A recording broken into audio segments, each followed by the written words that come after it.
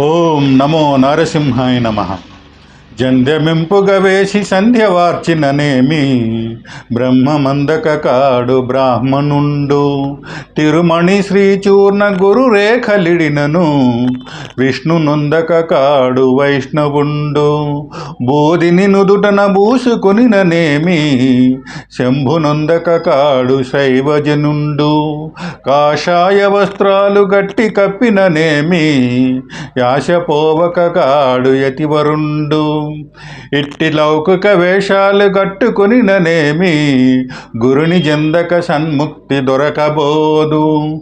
భూషణ వికాస శ్రీ ధర్మపుర నివాస దుష్ట సంహార నరసింహ దురిత దూర. జంధ్యాన్ని ధరించి నిత్యం సంధ్యావందనం చేసినంత మాత్రాన బ్రాహ్మణుడు కాలేడు. బ్రహ్మజ్ఞానం కలిగి బ్రహ్మతత్వాన్ని కలిగి ఉండటం ముఖ్యం. నుదిటిపై తిరుమణి శ్రీచూర్ణం గురురేఖలు పెట్టుకున్నంత మాత్రాన నిజమైన వైష్ణవుడు కాలేడు. విష్ణుతత్వాన్ని అనుభవించాలి.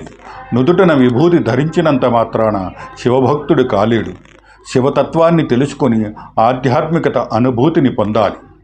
కాషాయ వస్త్రాలు ధరించినంత మాత్రాన సన్యాసి కాలేడు. మనసులో ఆశలు, కోరికలు, బంధాలు విడిచిపెట్టినప్పుడే నిజమైన వైరాగ్యవంతుడు, తపస్వి అవుతాడు. భక్తి, త్యాగం ముందుగా మనస్సులో రావాలి. మనిషి ఎన్ని రకాల బాహ్య ఆధ్యాత్మిక వేషాలు ధరించినా సద్గురువుని ఆశ్రయించి నిజమైన జ్ఞాన మార్గాన్ని తెలుసుకోకుండా సన్ముక్తి లభించదు అని కవి స్పష్టం చేస్తున్నారు. ఇక్కడ బాహ్య ఆచారాలను పూర్తిగా నిరాకరించడం కంటే వాటికంటే అంతరంగ శుద్ధి, తత్వజ్ఞానము, గురుబోధ ముఖ్యమని చెప్పడం ప్రధాన ఉద్దేశం. వేషం మారితే మనిషి మారడు. మనస్సు మారితేనే మనిషి మారుతాడు. ఆచారం కన్నా ఆత్మజ్ఞానం, వేషం కన్నా వైరాగ్యం, మాటల కన్నా గురుబోధ ముఖ్యం.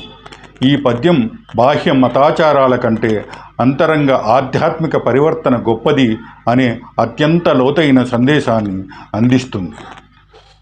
సర్వే జనా సుఖినో భవంతు. జై హింద్.